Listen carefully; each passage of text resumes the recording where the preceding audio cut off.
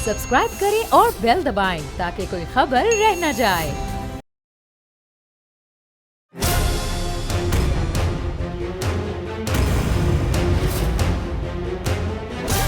From the Islamabad studios of Bol Network, it's time for Jameel Farooqi on National Debate.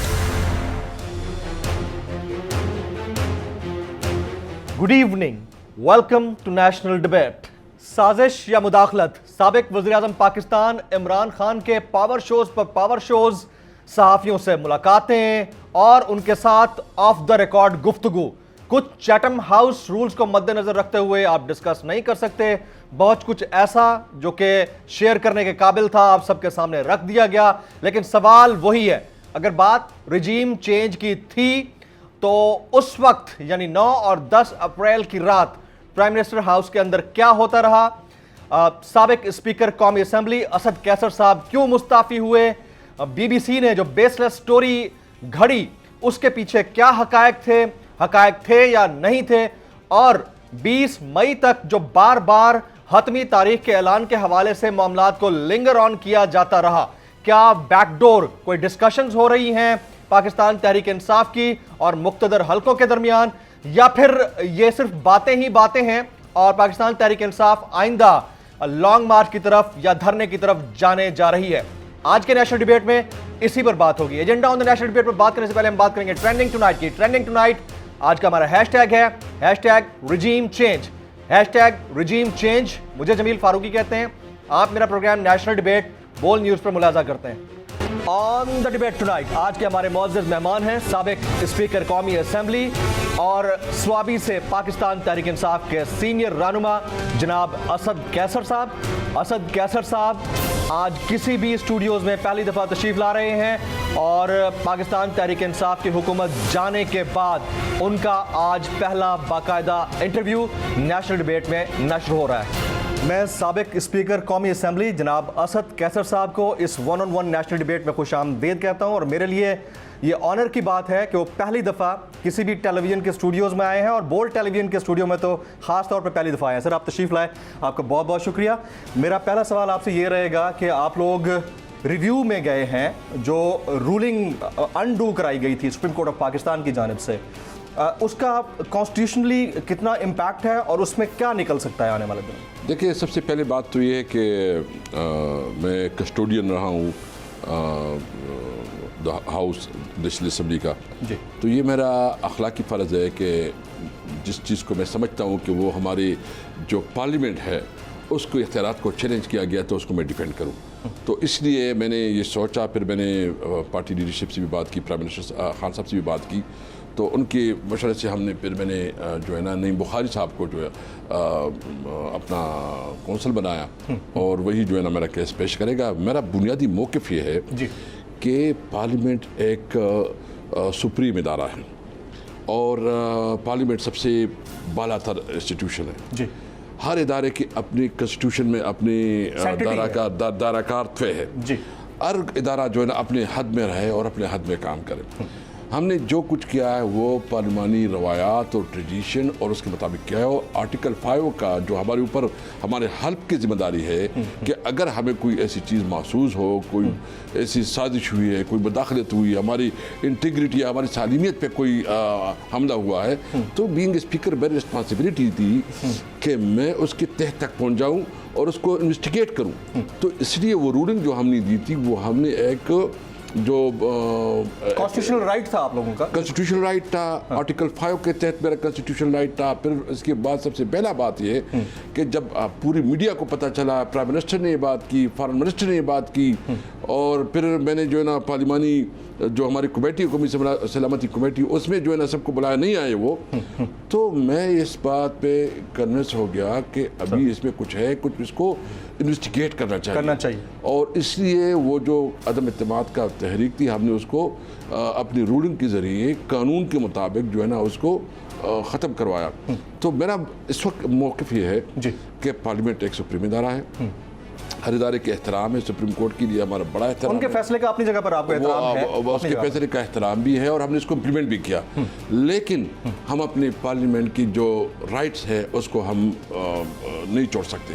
हम उसके लिए fight करेंगे, हम अपना मौके पेश करेंगे और हमें उम्मीद है कि सुप्रीम कोर्ट जो है ना अपने फैसले पे नजरसानी करेगी। असद कैसर साहब, इससे पहले कि मैं उस साइफर के ऊपर, और आप चूँकि मुस्ताफ़ी हुए 9 और 10 अप्रैल की दरमियानी रात को, उसके ऊपर आऊँ, मैंने एक बड़ी इंपॉर्टेंट बात करनी है। आज आपके महबूब टीवी चैनल, जियो टीवी चैनल ने बड़ी ख़बरें चलाई हैं और पिछले एक आध दिन से वो प्रोपेगेंडा कर रहा है, और वो ये है कि आप मुस्ताफ़ी तो हो गए हैं लेकिन अभी तक आपने सरकारी मराहत बशमूल सरकारी गाड़ियाँ उनको तर्क नहीं किया और वापस नहीं की। क्या इस खबर में सदाकत है या फेक न्यूज़ है? ये बिल्कुल गलत है। मैं एक दोस्त की गाड़ी में गया जो मेरा दोस्त है, और सिर्फ उधर गया, मैंने अपनी तमाम गाड़ियाँ जो है ना वो मैंने वापस की हैं। वो असेंबली सेक्रेटरीट से पूछ सकती हैं। अच्छा, आपने तमाम गाड़ियाँ वापस कर दी? वापस कर दी। ये जो खबर चला रहा है प्रोपेगेशन है? प्रोपेगेशन है, मतलब एक दोस्त की गाड़ी में मैं गया था। हाँ। और वो मेरा एक दोस्त की गाड़ी है। बाकी ये मेरे सेक्रेटरीट से खुद कंफर्म करे, आप लोग कंफर्म करें। जो मराहत मुझे हासिल थी वो मैंने छोड़ दी है, और वो तमाम गाड़ियाँ जो है इस वक्त सेक्रेटरीट को हवाला की गई है। ये जो जिस दिन मैंने रिज़ाइन दिया है 9 और 10 अप्रैल की दरमियानी रात, उसी वक्त आपने तमाम चीज़ें वापस कर दी थी। तो ये हमारे महबूब मीडिया हाउसेस को इस चीज़ की अंडरस्टैंडिंग होनी चाहिए कि ख़ुद जो शख्सियत यहाँ पर मौजूद हैं और पहली दफ़ा किसी चैनल के स्टूडियोज़ में बैठकर वो इस चीज़ की करेक्शन कर रहे हैं कि आप जो खबर चला रहे हैं वो खबर गलत है। उन्होंने जिस दिन रिज़ाइन किया था उसी दिन अपनी तमाम तर मराहत को वापस कर दिया था। Very kind of you sir, ये बड़ी ज़बरदस्त हो गया। अब आ जाते हैं ज़रा साइफर के ऊपर। 4 बड़ी शख्सियात को वो मरासला डी क्लासीफाई करने का उस वक्त भी खान साहब ने कहा था, हम मौजूद थे प्राइम मिनिस्टर हाउस में। ये 9 और 10 अप्रैल की दरमियानी रात 10 से 12 बजे के दरमियान जो गुफ्तगू हो रही थी, हम उसका हिस्सा थे। आपने वो मरासला अपनी आंखों से देखा, पढ़ा, उसके बाद डिसीजन लिया? प्लीज़ बताइए। बिल्कुल। मैं बेसिकली पहले तो जो खान साहब ने बात की जी, और इस्लामाबाद जलसे में भी जी, तो डेफिनेटली वो तो हमारा लीडर है, हम इसको एतमाद करते हैं, वो जो बात करते हैं। लेकिन वो ऐसा आदमी है कि वो कभी झूठ नहीं बोल सकता। वो जो कहता है वो फैक्ट के मुताबिक कहता है, और आपको पता है कि उसको झूठ का कोई वो आता भी नहीं है कि वो कैसे झूठ बोले। तो बहरहाल फिर मुझे जो उन्होंने जो पूरा मरासला भेजा और उसको मैंने स्टडी किया जो खान साहब पब्लिक में कहते हैं मन वही है। यानी एक डिप्लोमेट आपके डिप्लोमेट को जिस लैंग्वेज से बात करता है, हम एक आज़ाद कौम है, हम एक खुददार कौम है, हमारी अपनी जो है ना मुल्क की कवानीन है, कोई हमें इस तरह डिक्टेट नहीं कर सकता। देखो ये जो प्रोटोकॉल है, इंटरनेशनल प्रोटोकॉल है, इसके अपनी रूल्स है। आपने जो बात करनी है स्टैंडर्ड ऑपरेटिंग प्रोसीजर्स हैं या उसके मुताबिक आपने बात करनी होती है। इस तरह आप नहीं कह सकते किसी को कि अच्छा आपने ये काम क्यों किया, ये काम क्यों किया, ये काम। आप अपना कंसर्न बता सकते हैं, आप डायरेक्शन नहीं दे सकते। तो उसमें तो क्लियर डायरेक्शन थी, उसमें क्लियर धमकी थी, और उसमें बिल्कुल वाज़ेह किया गया कि अगर आप लोगों ने इसको एतमाद के जरिए नहीं निकाला, अदम एतमाद के जरिए, तो फिर हम जो है ना बड़े आपके लिए अच्छा नहीं होगा। और फिर उसने कहा कि प्राइम मिनिस्टर चाइना गए, उधर उसने प्यूटन से मुलाकात चाहिए, उधर मुलाकात नहीं हुई। फिर जो है ना ये डिसीजन ये प्राइम मिनिस्टर का खुद था, ये जो है ना फिर प्यूटन को मिलने के लिए रशिया जा रहा था। इसकी स्टेट की पॉलिसी नहीं थी, एक इंडिविजुअल की पॉलिसी थी, और यूरोप भी खपाया, मतलब जिस तरह बात की है। हालांकि यूरोप के साथ उसी दिन जो उधर की जो प्रेसिडेंट है उसके प्राइम मिनिस्टर से बात हो गई थी, उसके साथ भी हमारी इंगेजमेंट है। हम किसी मुल्क के अंदर न मुदाखलत चाहते हैं, न किसी को अपने मुल्क में मुदाखलत की इजाज़त देंगे, न हम किसी मुल्क की जंग में हिस्सेदार बनना चाहते हैं। और हमारी ख्वाहिश है कि हम अमन की तरफ बढ़े, और दुनिया में जहाँ भी पाकिस्तान जो है ना को ज़रूरत हो अमन बहाल करने के लिए अपना किरदार अदा करे, लेकिन जंग में नहीं, जिस तरह प्राइम मिनिस्टर ने हमेशा कहा हुआ है। तो ये एक बिल्कुल क्लियर पॉलिसी है, हमारे किसी मुल्क के खिलाफ जारियत नहीं है। हमारा सिंपल बात यह है कि भाई डिक्टेट ना करे, ये कोई डिक्टेट ना करे, हम गुलाम नहीं है, हम एक आज़ाद कौम है, पाकिस्तानी एक बाइज्जत कौम है, हमारे साथ बराबरी के मामलात हो जाए। स्पीकर साहब, फॉर्मर स्पीकर साहब, आपके मौजूदगी के अंदर पहली NSC मीट हुई, आप उसके अंदर मौजूद थे या बाकी लोग थे, आप उसमें नहीं थे? नहीं, मैं उसमें नहीं था, क्योंकि मैं उसका हिस्सा नहीं हूँ। आप उसका हिस्सा नहीं है, कॉन्स्टिट्यूशनली आप हिस्सा नहीं है, लेकिन आपने चीज़ें सारी अपनी आंखों से देखी और वहाँ पर वो मीटिंग हुई और उसका एलामिया आया जिसमें इंटरफेरेंस का बाकायदा तज़किरा किया गया। पहली NSC मीट का जो एलामिया आया, उसके बाद क्या दूसरी NSC मीट की ज़रूरत थी शहबाज शरीफ साहब की मौजूदगी में? देखिए, ये जितना कहेंगे अभी तो उसकी गवर्नमेंट है, वो तो इन्फ्लुएंस करेंगे। मैंने अभी सुप्रीम कोर्ट के उधर भी मीडिया से बात की जी। मैंने कहा सबसे पहली बात तो ये है कि कोर्ट हमारे लिए बहुत काबिल एहतराम है। मैंने भी लेटर लिखा है कोर्ट को, मतलब उधर मैंने उधर उस वक्त जब मैं चेयर पे था उस वक्त में मैंने बात की थी। हम सिर्फ ये मानेंगे कि एक कोर्ट एक आला इख्तियाराती कमेटी बनाए, जुडिशल कमीशन बनाए, और वो वही से जो है ना पता चलेगा कि क्या फैक्ट क्या है। यहाँ अगर हुकूमत कोई बनाती है तो इसको कोई ट्रस्ट करता है। उन्होंने मुझे कहा कि पार्लिमानी कमेटी, भाई पार्लिमानी कमेटी तो इस वक्त इसलिए तो नामुकम्मल है।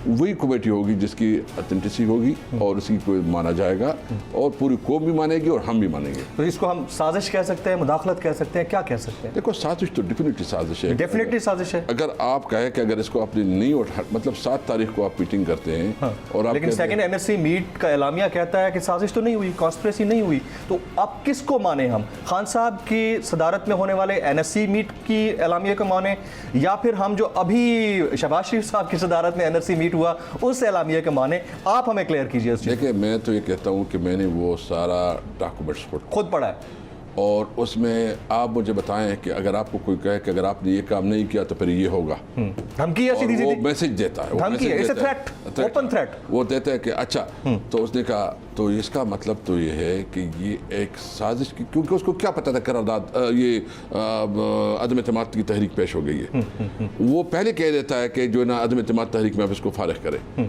तो इसका मतलब साजिश है। पहले इसके ऊपर जो है ना काफ़ी मीटिंग्स हो चुकी है, डिस्कशन हो चुकी है, इसके बाद उसने सारी मीटिंग हमारे साथ की है। तो देखिए ये टाइम है, ये डिफाइनिंग मूवमेंट है पाकिस्तान के लिए कि पाकिस्तानी कौम अपनी आज़ादी के लिए उठे। यानी इमरान खान ने तो उसके लिए उसने हमारे साथ मीटिंग की, उसने कहा 2 रास्ते हैं, मुझे पता, उसने कहा कि 2 रास्ते हैं। एक है आसान रास्ता लेकिन वो बुज़दिली का है और ग़ुलामी का है, और दूसरा थोड़ा मुश्किल रास्ता है। बताओ कौन सा रास्ता आप ले? हम सब सीनियर लीडरशिप ने कहा कि जी आप हमारे लीडर हैं, अल्लाह ने आपको इज़्ज़त दी, आप कैद में थे तो भी इज़्ज़त हुई, आपने सोशल वर्क किया तो भी इज़्ज़त मिली, पॉलिटिक्स में भी आप तारीख़ का हिस्सा बनेंगे। तो अल्लाह ने करम किया कि उसने वो स्टैंड लिया जो पाकिस्तान की तारीख़ का एक हिस्टोरिकल स्टेप, कोई दूसरे इसमें रहे। और इसमें हमें चैलेंजेस हैं, हमारी इकोनॉमी को चैलेंजेस हैं, और हम ये भी समझते हैं, हम इस हुकूमत को भी कहते हैं कि देखिए सबसे पहले बात ये है कि इस हुकूमत जिस तरह चल रही है, जिस तरह इकोनॉमी चल रही है, जिस वक्त इंटरनेशनल हमें चैलेंजेस हैं, ये हुकूमत तो मुस्लिम लीग के कितने वोट है? तकरीबन 84 उसके पास है, पीपल पार्टी के पास है। ये क्या ब्लैकमेल हुकूमत चलाएगी? मतलब कभी जो ना ये मौलवी से जो ना ब्लैकमेल होंगे, कभी पीपल पार्टी से ब्लैकमेल होंगे। छोटे छोटे वाहिद रास्ता है, बेहतरीन हल इंतखाबात वाहिद रास्ता है। हुकूमत सर आप जिसको भी वो मैंडेट दे वो उसके पास, उस तरफ हम आते हैं। लेकिन मेरे पास बड़े ज़बरदस्त सवाल हैं, मैंने आपसे पूछना है। जिस वक्त इमरान खान साहब की हुकूमत जा रही थी या जिस वक्त खान साहब आउस्ट हुए हैं, क्या इमरान खान साहब और इस्टेब्लिशमेंट एक पेज पर नहीं थे उस वक्त? देखिए सबसे पहले तो बात यह है कि ये सफ़ा कब से फटना शुरू हुआ?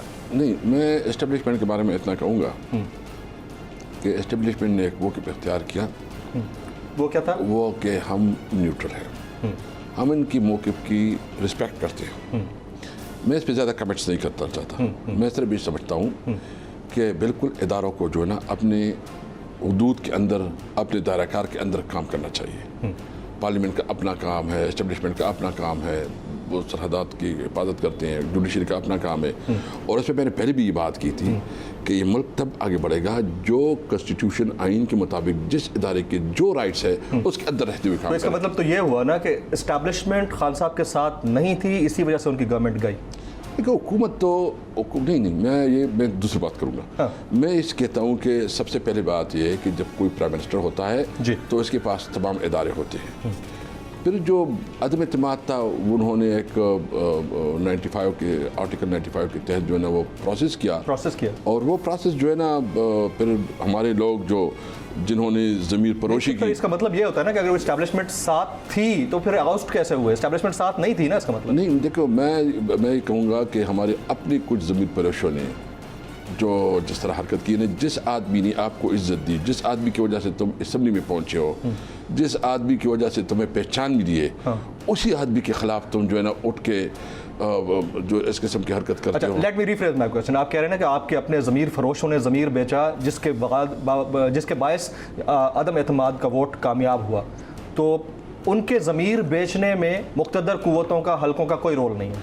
मैं इस पर कोई कमेंट नहीं करूँगा। मैं समझता हूँ कि अगर जहाँ से भी हुआ, जिस तरह भी हुआ, मुल्क के साथ ज़्यादती हुई और इसके असरात आप देख रहे हैं कि इस वक्त इकॉनमी किस सूरत हाल में है, किस पोजीशन में है। यानी इस वक्त इकॉनमी जो है ना, आपके देख लीजिए कि डॉलर आज जो मेरे ख्याल में जो अभी मैं देख रहा था कि 194 पे चला गया। जी, डॉलर 194 पे चला गया। तो कितनी खतरनाक है, और ये तो मुल्क डिफॉल्ट की तरफ जा रहा है। स्पीकर साहब, आप इस पर कोई कॉमेंट नहीं करना चाहते, लेकिन मैं आपके सामने एक छोटा सा इक़्तिबास रखता हूँ उस ख़त का जो शीरीन मज़ारी साहिबा ने अक़वाम मुत्तहिदा के मंदूबीन को लिखा है। शीरीन मज़ारी साहिबा कहती हैं कि मार्च में इमरान खान की हुकूमत ने काबीना इजलास में तमाम अरकान काबीना के सामने ये रखा था कि साबिक़ वज़ीर आज़म के ख़िलाफ़ इस्टेब्लिशमेंट और अपोजिशन जमातों की मदद से अमरीका ने साजिश की। ये ख़त लिखा है शीरीन मज़ारी ने अक़वाम मुत्तहिदा को। तो इससे तो ये क्लियर हो रहा है कि इस्टेब्लिशमेंट ऑन बोर्ड नहीं थी पीटीआई के साथ जब खान साहब गवर्नमेंट से जा रहे थे।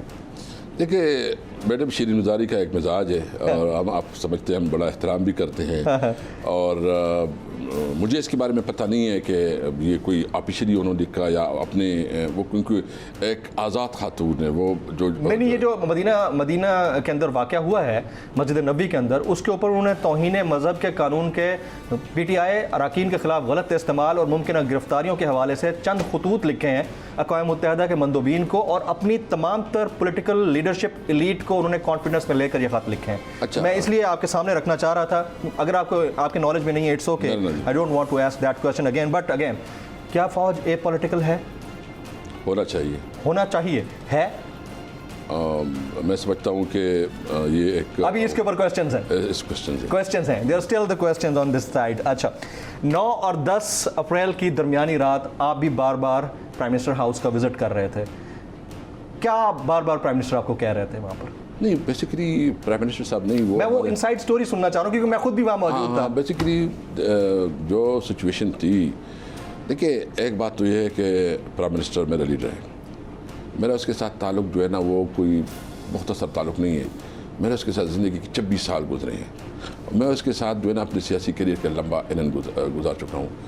तो मैंने जो भी करना था मेरा अपना मौक़िफ़ उसके सामने रखा कि जो हमारे कॉन्स्टिट्यूशन और जो अदालती फैसला है वो सामने रखा, और जो बाकी लीडरशिप भी थी, शाह कुरैशी साहब, असद उमर, परवेज़ खट्टक, शफकत महमूद, बाकी जो फवाद चौधरी सारे उधर थे, बाबर अवान, तो फिर उस पर मशावरत हुई और उन्होंने मुझे अप्रूव करवाया कि हाँ ठीक है, आप जो अदालत का फैसला है उसके मुताबिक जाएं और जो आपका मौक़िफ़ है वो भी बताएं। तो मैंने अपना मौक़िफ़ भी बताया उस वक्त मैंने अपना मौक़िफ़ और अदालती फैसले का एहतराम भी किया। 10:50 यानी 11 बजे तक खान साहब बिल्कुल रिलैक्स थे, उनके चेहरे के ऊपर कोई गुस्सा नहीं था, कोई ऐसी कैफियत नहीं थी और कहीं से नहीं लग रहा था कि वो बैकफुट पे जाएंगे। ऐसा क्या हुआ कि वो जो अदालतें खुलने वाला वाक़या था या उस हवाले से जो सायरन बजने लग गए तो आपने ये डिसीजन लिया या फिर कहीं और से प्रेशर था? नहीं, मुझे यकीन जाने मुझे कोई सायरन बजने का कोई पता नहीं था। अच्छा, आपके नॉलेज में नहीं था? नहीं, मैं आपको नहीं पता था कि अदालत खुलने लगी 12 बजे? नहीं, मैं जब निकल रहा था तो मुझे सेक्रेटरी साहब ने कहा कि कोई अदालत खुल रही है। यानी मेरा मोटिवेशन हुआ नहीं या मुझे उसका पता नहीं होता, क्योंकि मैं तो अपनी डिस्कशन और मीटिंग में लगा रहा, टीवी देखता नहीं रहा और अपने साइड पे। तो वो जो मैं निकल रहा था तो मुझे सेक्रेटरी साहब ने कहा कि सुना है कि जी अदालत भी खुल गई है। वो मैंने वो रियलाइज़ नहीं भी किया उस वक्त, लेकिन मैंने अपना मौक़िफ़ खान साहब के सामने रखा, सारी लीडरशिप के सामने रखा कि ये हमारे ये चीज़ें हैं, ये रिपरकशन हैं। तो खान साहब ने कहा कि आप जो है ना अदालत की जो फैसला है उसका एहतराम करें और जो काम करना है, मुश्किल काम था क्योंकि उम्र मैंने मुझे अल्लाह ताला ने मौका, मैंने ज़िंदगी के 26 साल उसके साथ गुजारे। जब मुझे अल्लाह ताला ने मौका दिया कि मैं स्पीकर बना और मैंने उसका काउंट करवाया और मैंने अनाउंस किया कि प्राइम मिनिस्टर इमरान खान, मैंने पहले से ये फैसला किया था, पहले से जब ये अदम एतमाद आया मैंने कहा अल्लाह ना करे कि अगर वो सिलसिला रही तो मैं इससे पहले रिजाइन दूंगा। ये मेरा फैसला उसी वक्त का नहीं था, ये मेरा फैसला पुराना था। जब 15 यानी आपने पहले से ये माइंड बना रखा था कि मैंने कहा अगर आए तो मैं खान साहब की डीनोटिफिकेशन वाला काम नहीं करूंगा, मैं उसको ये अनाउंसमेंट में नहीं करूंगा कि उसके बारे में मैंने उसको बताया था, मैंने अपनी पार्टी को भी बताया था क्योंकि मैंने अल्लाह ने मुझे इज्जत दी। बहरहाल देखो हर एक चीज़ में अल्लाह ताला की एक अपनी मसलहत होती है और मैं समझता हूँ कि जो हुआ जुल्म हुआ बड़ा मुल्क के साथ हुआ, मुल्क की इकोनॉमी किस तरफ जा रही है, सब कुछ जा रही है, पॉलिटिकली हमें फ़ायदा हुआ। यानी हमारे पार्टी नहीं, उसमें तो कोई शक नहीं है, जितना बड़ा नैरेटिव का मॉन्स्टर आपने खड़ा कर दिया है अपोजिशन को तो निकल जाएगा। मैं ये कहता हूँ ये पार्टी जो है ना अभी रूट्स की पार्टी बन गई, ये पब्लिक की पार्टी बन गई, ये पाकिस्तानी अवाम की पार्टी बन गई, ये अभी नजरिया बन गया, ये पार्टी अभी ख़त्म होने वाली नहीं है। जो पार्टी, और ये अल्लाह ने किया है, इसमें हमारा शायद कम अल्लाह ने किया, ये हमने जो कुछ हुआ है ना ये बाय डिफॉल्ट हुआ है, बाय डिज़ाइन नहीं हुआ, बाय डिज़ाइन नहीं हुआ। और शुक्रिया मैं कर रहा हूँ इनका कि इन्होंने मेरे बारे की वैसे सोच दे इस वक्त जो चैलेंजेस है जो अच्छा मतलब बहुत ज़्यादा सीरियस चैलेंजेस है जी। हम कहते हैं कि सबसे पहले ये है कि इस वक्त चैलेंज इतना बड़ा है कि इस चैलेंज में आवाम के पास जाना चाहिए। आवाम ने, लेकिन सर आवाम के पास इस शक्ल के साथ कैसे जाएंगे जहां आपने इतना बड़ा एनाकोंडा खड़ा कर दिया है साजिश और मुदाखलत वाला, वो कैसे जाएंगे पब्लिक में इस शक्ल के साथ? तो उनके लिए भी तो बड़ा मसला है ना, वो तो टाइम बाय करेंगे। आप चाहते हैं फौरन जाएं, वो कहते हैं टाइम बाय करेंगे। अच्छा, मैं इस तरफ बाद में आता हूँ। ख्वातीन हज़रात, यहाँ वक्त एक ब्रेक का, ब्रेक के बाद जब वापस आएंगे तो गुफ्तगू को मजीद आगे बढ़ाएंगे।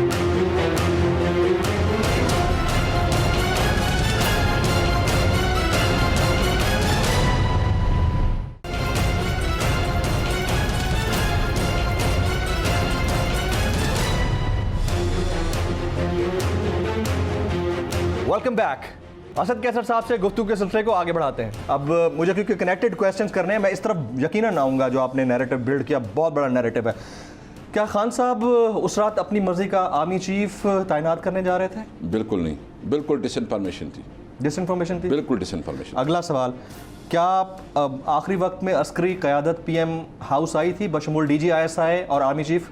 कोई नहीं आया था। मैं भी मौजूद था। मैं इसको करेक्ट करना चाह रहा हूँ कि कोई नहीं आया मैं ये जो बातें चल रही है मैं इसको डिनाई भी करता हूँ, और डिसइंफॉर्मेशन है और गलत खबरें, और खासकर BBC ने जो चलाया ना, मैं समझता हूँ कि इतना बड़ा इसकी ऑर्गेनाइजेशन BBC किसके कहने पे चला सकता है? जिसके कहने पे चलाया गलत चलाया है, और उसने जो है ना टोटल डिसइंफॉर्मेशन फैलाया। तो आप इसको कंडेम करेंगे या आपकी पार्टी इसके ऊपर? मैं करता हूँ, मेरे ख्याल में इसमें हमें कानूनी कार्रवाई करना चाहते हैं? इसके खिलाफ कानूनी कार्रवाई भी होनी चाहिए। देखिए, हमारे शोबा ताल्लुकात आमा पाक अफवाज के, उन्होंने तो उनके खिलाफ खत लिख दिया है। मैं आपसे बतौर पार्टी रहनुमा, और आप बड़े सीजन्ड पॉलिटिशियन भी हैं, one of the honest politicians of Pakistan Tehreek Insaf, और खान साहब के बड़े क्लोज हैं, राइट हैंड हैं, दस्ते रास्त हैं। आप लोगों ने पार्टी की सतह पर, क्योंकि प्राइम मिनिस्टर आपका था ना, आप लोगों ने पार्टी की सतह पर उस नशरियाती इदारे के खिलाफ कोई कार्रवाई, कोई कानूनी कार्रवाई करने का फैसला किया या नहीं किया अभी तक? देखिए, चूँकि आपको पता है, मैं तो ज़्यादातर मुझे पता नहीं है अभी कि उसके ऊपर कानूनी कार्रवाई वो फवाद चौधरी बता सकते हैं, क्योंकि उसी का फील्ड है, लेकिन मैं समझता हूँ कि खिलाफ कानूनी कार्रवाई होनी चाहिए। अच्छा, शहबाज शरीफ साहब की हुकूमत वाक़तन इम्पोर्टेड है या सिर्फ ये खाली एक बयानिया है उनको खाने के लिए? क्या आपको इस पर कोई शक है? नहीं, मेरे शक होने ना होने से फ़र्क नहीं पड़ता, आप इसकी दलील दे दें, मैं मान जाऊँगा। मैं दलील ये देता हूँ कि कैसे सब कुछ हो गया। यानी हमारे अपने लोग जाते हैं, एलाइज जाते हैं, वहाँ से मरासिला आता है, वहाँ से जो है ना धमकी दी जाती है, पूरा फिर जो है ना पूरा गेम चेंज हो जाता है। और ये शुरू हुआ था, ये गेम शुरू हुआ था अक्टूबर से, ये शुरू हुआ था, और हमें तो गाहे बगाहे खबर मिलती थी। और हमें, क्या आप ये तमाम बातें स्टेक होल्डर्स को बता रहे थे कि ये मरासला आया हुआ है, आप इस पर नज़रसानी करें? नहीं, कौन सा ये मरासला? स्टेक होल्डर्स को, साजिशी मरासले की मैं बात कर रहा हूँ, या जो साजिश हो रही थी आपको नजर आ रहा है? मेरे पास जो ऑफिशियली आया कैबिनेट की मीटिंग के बाद, तो मैंने, चूंकि उस वक्त मैंने रिजाइन दिया। टॉकिंग अबाउट यू, खान साहब को तो पता था ना, फॉरेन मिनिस्ट्री को भी पता था कि क्या हो रहा है बैक एंड पे, और उससे पहले जब लग रहा था कि एब्सोल्युटली नॉट बोला है, तो साजिश वाला एलिमेंट खुलकर सामने आ रहा था। उसके बाद क्या स्टेक होल्डर्स को ये बात बताई जा रही थी? क्योंकि कल खान साहब ने बोला है कि हमने बताने वालों को बता दिया था, लेकिन उन्होंने कोई मदद नहीं की। कल अटक में बोला है उन्होंने। देखिए, खान साहब ने जो कहा है बिल्कुल ठीक कहा है। ठीक है, बिल्कुल बताया गया था, ऑन बोर्ड लिया गया था कि ये हो रहा है, आप लोग इस मुल्क को डूबने से बचाएं। उसका कल जो हमारी मीटिंग हुई थी, मैं भी उस मीटिंग में था, उसका बुनियादी मकसद ये था कि जो उनको ये बताया गया था कि जो इकोनॉमी की सूरत हाल है वो इतनी बुरी है कि खुदा न ख्वास्ता इस वक्त गवर्नमेंट डिस्टेबलाइज होती है, तो मतलब ये तो अनार्की की तरफ चला जाएगा मुल्क, जो है ना बिल्कुल डिफॉल्ट हो सकता है। मतलब इस वक्त पॉलिटिकली अनस्टेबिलिटी इस मुल्क के फेवर में नहीं है। तो ये जो हमारी डिस्कशन हुई थी, तो ये इसमें मकसद था। लेकिन उस तरफ से कोई मदद नहीं आई जिनको बताया गया? जी, कोई मदद नहीं आई। मैं उसको ये कहता हूँ कि हमें मदद की ज़रूरत भी नहीं थी, ना हम मदद चाहते। हम सिर्फ एक्सप्लेन करना हम सिर्फ अपना मौक़िफ़ देना चाहते थे कि भाईजान ये सूरत हाल इस तरह नहीं है, मुल्क की भी सोच है, पाकिस्तान की सोच है। नहीं, आपने जिस तरह कहा ना मदद की ज़रूरत नहीं थी, लेकिन इसमें 3 ऑप्शंस की बात तो खान साहब कर चुके हैं ना कि इस्टेब्लिशमेंट की तरफ से उनको 3 ऑप्शंस दिए गए थे, या तहरीक अदम एतमाद, या फिर कबल अज़ वक्त इंतखाबात। हमारे सिर्फ एक बात थी, हम एक बात पे कन्विंस थे और एक बात हम कर रहे थे। उस वक्त भी हमने एक बात की, इलेक्शन, हम इलेक्शन के लिए तैयार हैं, इलेक्शन के लिए तैयार थे। यस। अब क्या इंतखाबात के मामले के ऊपर पीटीआई और मुख्तदर हलकों के दरमियान डेडलॉक ख़त्म हो गया? देखिए, मैं तो ये नहीं कह सकता, जो मुख्तदर लोग मुलाकातें हो रही हैं या बिल्कुल आप लोग सेटिस्फाइड है? नहीं, हम किसी मुलाकात की तरफ नहीं देख रहे हैं, ना मुलाकात चाहते हैं। हम साफ समझते हैं कि जो इस वक्त के प्राइम मिनिस्टर हैं उसको हम उसके साथ ये समझते हैं कि उसको इस बात को रियलाइज़ करना चाहिए। नहीं, मैं शेख रशीद साहब को कोट करूंगा, उन्होंने कल कहा मैं हमारी मुलाकातें हो रही हैं और बहुत बड़ा ब्रेक थ्रू होने लगा है 20 तारीख से पहले। ये शेख रशीद साहब के जुमले हैं, आपकी पार्टी के एलाए हैं सर। मैं इसलिए पूछ रहा हूँ ना, आपके वज़ीर दाखिला रह चुके हैं, बड़े सीनियर मैं उसके मुझे पता नहीं है, जो आपके नॉलेज में नहीं है। मेरे नॉलेज ऐसी मुलाकातें आपके नॉलेज में नहीं है? बिल्कुल मेरे नॉलेज में नहीं। मैं सिर्फ इतना कह सकता हूँ कि हम चाहते हैं कि हुकूमत जो है ना डेट अनाउंस करे, और इस वक्त की सूरत हाल के बारे में जो इकोनॉमी है। हुकूमत डेट किस चीज़ की अनाउंस करे? इलेक्शन की इलेक्शन की डेट ये हमारे साथ कंसेंसस, मतलब हमारे साथ वो एक ऐसे ना, मतलब एक जो हमें काबिल कबूल, हम फौरी इलेक्शन चाहते हैं। नहीं, ये हुकूमत डेट तो अनाउंस करे, लेकिन इंटरम सेटअप आना चाहिए। इंटरम सेटअप आना चाहिए, और फिर जो है ना आवाम के पास जाए, हम भी जाए, PDM भी जाए, जिसको गवर्नमेंट डेट दे उसके पास इख्तियार होगा कि वो मुल्क की इकोनॉमी की नहीं सर, उससे बड़ा रिजर्वेशन आपका एक और चीज़ के ऊपर है, and that is the chief election commissioner. उसके खिलाफ बाकायदा ट्रेंड चला है। तो मैं ये पूछना चाह रहा हूँ कि अगर यही चीफ इलेक्शन कमिश्नर रहते हैं और यही इलेक्शन कमीशन रहता है और यही इलेक्टोरल प्रोसेस रहता है, तो आप लोग इंतखाबात की तरफ जाने के लिए तैयार होंगे इस सूरत हाल में भी? देखो, अगर इंतखाबात के लिए एक कंसेंसस डेट आ जाती है तो इस पे बात हो सकती है। हम जो इस वक्त की गवर्नमेंट उसके साथ बात कर सकते हैं। एक रिफॉर्म एजेंडा जो है ना, इस पे बात हो सकती है कि हम कैसे इलेक्शन के अंदर जो है ना, क्या हमें काबिल कबूल होगा, क्या नहीं होगा, इस पे आप डिस्कशन कर सकते हैं। रिफॉर्म्स एजेंडा के ऊपर आप शहबाज शरीफ साहब की गवर्नमेंट के साथ बैठने को तैयार हैं? नहीं, मैं सिर्फ मैं जो वजाहत करना चाहता हूँ जी प्लीज़।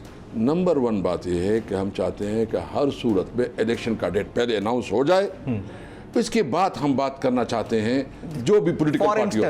फॉर इंस्टेंस एग्जाम्पल ले लेते हैं कि अभी आज इलेक्शन की डेट अनाउंस हो गई कि अक्टूबर में इलेक्शन होने जा रहे हैं, कोई एक डेट, क्या आप इसके बाद आप शहबाज शरीफ साहब के साथ बैठने को तैयार हैं कि इलेक्टोरल रिफॉर्म्स होने चाहिए? तमाम जितनी भी पॉलिटिकल पार्टीज हैं सब बैठेंगी, सबके साथ बैठने के लिए तैयार है। एक कंसेंसस इलेक्शन उसके लिए हम बैठेंगे, उस पर कोई वो नहीं है, दो राय नहीं है। इलेक्शन अनाउंस हो, इलेक्शन अनाउंस के बाद हम नहीं, आपको लगता है कि वो तमाम जमातें जिनको आप लोग ऑफर कर रहे थे और आप लोग इलेक्टोरल रिफॉर्म्स कर रहे थे कि आए हमारे साथ बैठे इलेक्टोरल रिफॉर्म्स करते हैं, EVM मशीन के ऊपर बात करते हैं, ओवरसीज पाकिस्तानी के वोट के ऊपर बात करते हैं, वो उस वक्त आपके साथ नहीं बैठे, तो अब इंतखाबात की तारीख अनाउंस होने के बाद आप उनके साथ कैसे बैठ जाएंगे?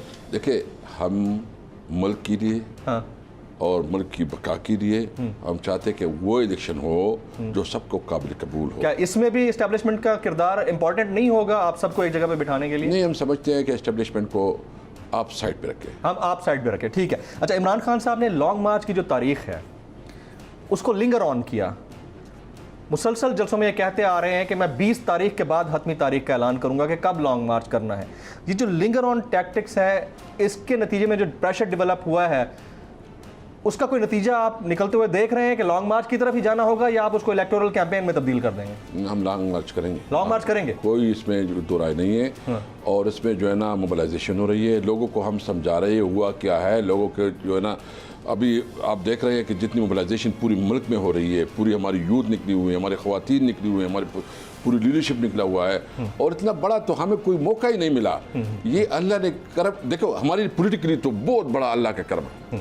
मुल्क के लिए ये बेहतर नहीं हुआ, पॉलिटिकली हमें फ़ायदा हुआ है। हम जो है ना, एक अभी तो पोजीशन ये है कि सारे पार्टियाँ ये अलायंस भी करे तो फिर भी टूटल मेजॉरिटी आएगी इंशाल्लाह। नहीं, वो तो आप लोगों ने वो नैरेटिव इतना बड़ा खड़ा कर दिया ना, वो intelligently he did that, intelligently, very vibrantly, और उसको मोमेंटम बना के रखा उन्होंने। इसमें दूसरे I really appreciate his efforts. लेकिन अगेन कुछ सवालात हैं जिसके ऊपर बात बनती है, और वो ये है कि खान साहब को अस्करी क़यादत की जानिब से इफ्तार डिनर्स की दावत आई थी? मैंने मीडिया पे देखा था, लेकिन कोई इसकी वेरिफिकेशन नहीं हो सकी। मुझे नहीं पता कि कोई आई थी कोई। शहबाज शरीफ साहब की हुकूमत इस्टेब्लिशमेंट की वजह से आई है? वो आप खुद देख सकते हैं सर कुछ तो जवाब देना। नहीं देखिए, आप देखिए, आप इतने सीजन पॉलिटिशियन हैं, there is not always a politics on every question. मुझे तो सिर्फ जवाब चाहिए कि क्या शहबाज शरीफ साहब की हुकूमत बगैर इस्टेब्लिशमेंट की मर्जी के आ सकती थी? देखो, हम इसको इम्पोर्टेड हुकूमत कहते हैं, और यानी इम्पोर्टेड हुकूमत के आने में भी इस्टेब्लिशमेंट का किरदार है। मैं इसको नहीं, देखो मैं इस पर कमेंट नहीं करना चाहूँगा। अच्छा। मैं सिर्फ इतना कहता हूँ कि जो एक बुरी साजिश के तहत हुकूमत आई है। असद कैसर साहब, I will hold you here. ख्वातीन और हज़रात, यहाँ वक्त हुआ ब्रेक का। ब्रेक के बाद जब वापस आएंगे गुफ्तगू को आगे बढ़ाएंगे, साथ रहिएगा।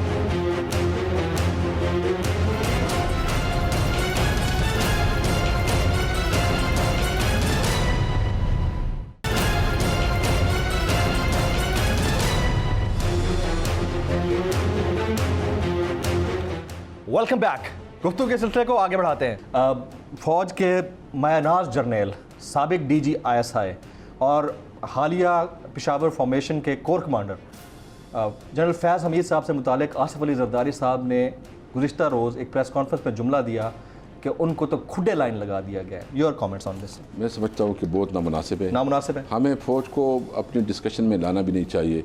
देखो, इस वक्त हमारे सरहदात पे जो है ना, जितनी सूरत हाल हो रही है, हमारी फ़ौज कुर्बानियाँ दे रही है, और उसकी जो हमारे आम सिपाही है, जो हमारे वो डिमोरलाइज हो रहे हैं।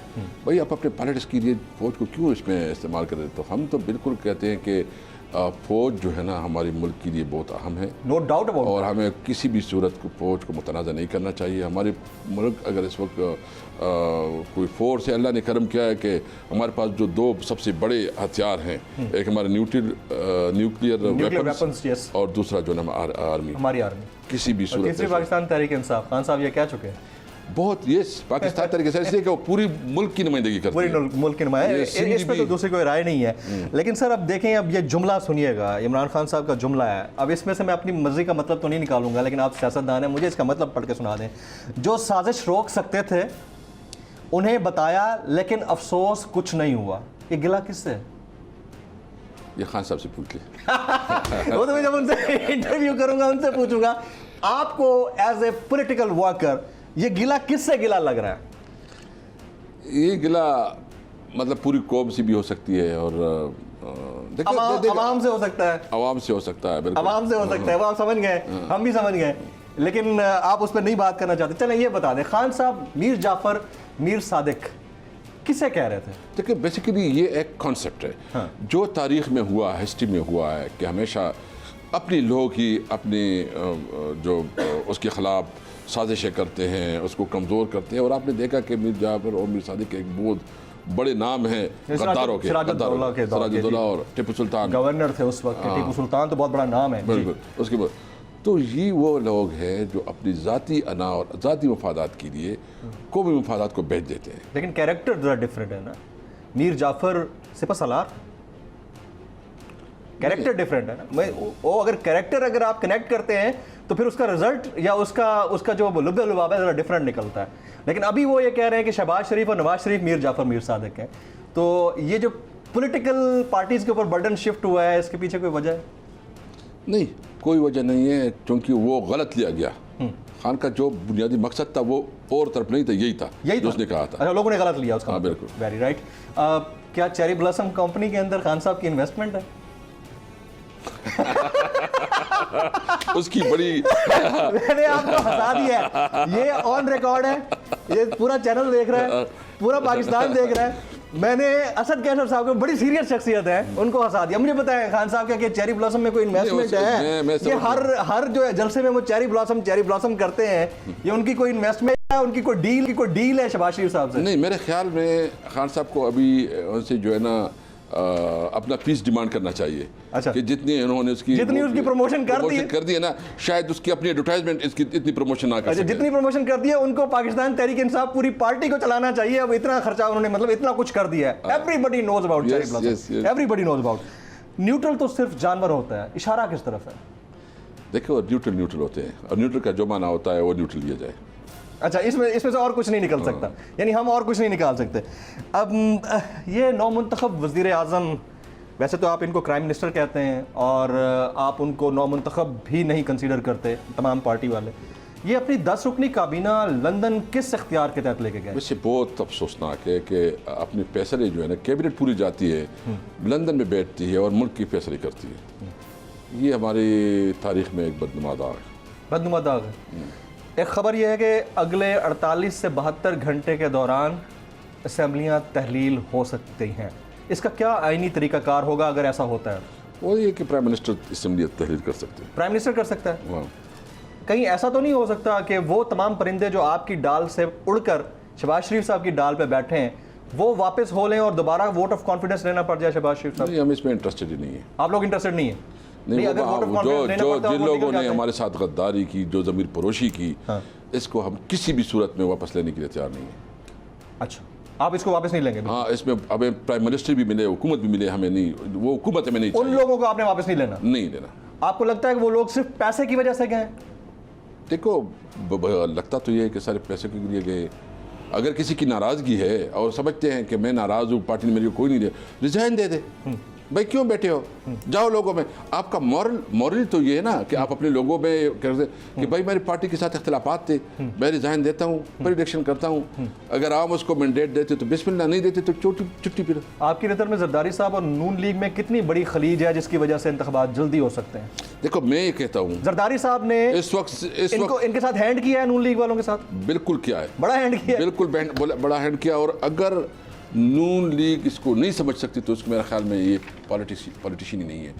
मुझे बताओ, इसमें सबसे ज़्यादा जो है ना गन किधर जा रहा है? पीपल पार्टी का तो आइंदा उनसे तो कोई पूछ नहीं रहा। नहीं, पीपल पार्टी का तो कोई, क्यों? पीपल पार्टी गवर्नेंस का सवाल तो नून लीग से होगा। हाँ, अच्छा, मुकाबला तो ये बिल्कुल क्लियर है कि आइंदा इलेक्शन मुस्लिम लीग नून और पीटीआई का होगा। अच्छा, हाँ बिल्कुल। आइंदा इलेक्शन मुस्लिम लीग नून और पीटीआई का होगा। और पीटीआई इसमें कितने नंबर्स ले जाएगी?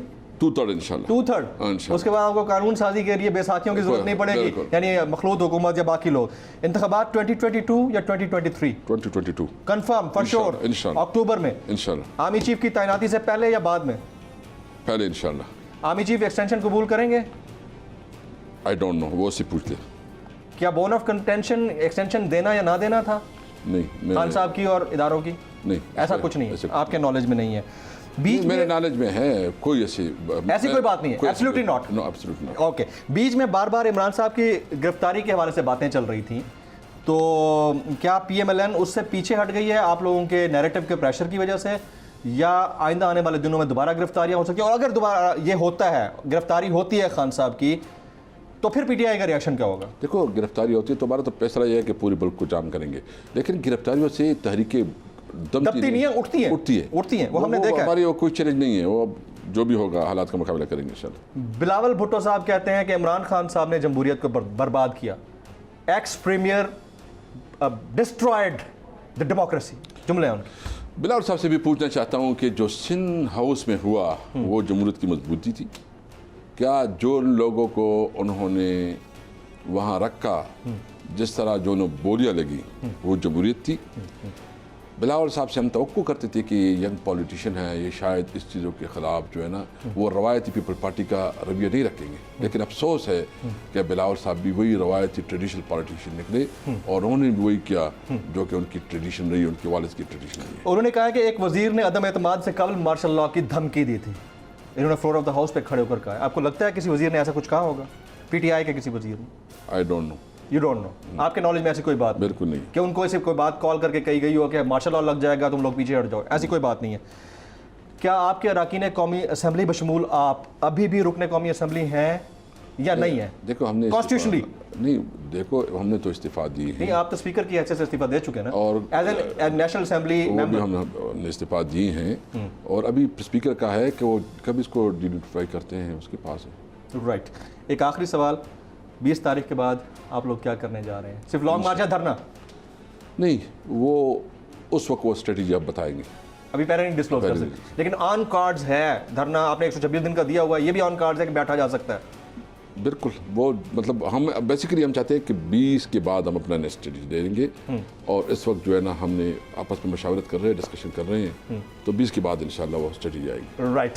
साबिक स्पीकर कॉम्बली, पाकिस्तान तहरीक इंसाफ के सीनियर रहनुमा जनाब असद कैसर साहब, सर आप इस 1-on-1 नेशनल डिबेट में तशरीफ़ लाए, आपका बहुत बहुत शुक्रिया। ख़वातीन हज़रात, असद कैसर साहब पाकिस्तान के ऑनेस्ट तरीन पॉलिटिशियंस में से एक हैं, इनका ताल्लुक स्वाबी से है। असद कैसर साहब जब ये गवर्नमेंट गई है उसके आउस्ट होने के बाद, खान साहब के जाने के बाद पहली मरतबा किसी टेलीविज़न शो पर अपीयर हुए हैं और पहली मरतबा किसी स्टूडियोज़ के अंदर अपीयर हुए हैं। इन दोनों चीज़ों के लिए मैं आपका शुक्रिया अदा करता हूँ। ख़वातीन हज़रात, आज की नेशनल डिबेट से इतना ही। जमील फारूकी को इजाज़त दीजिए।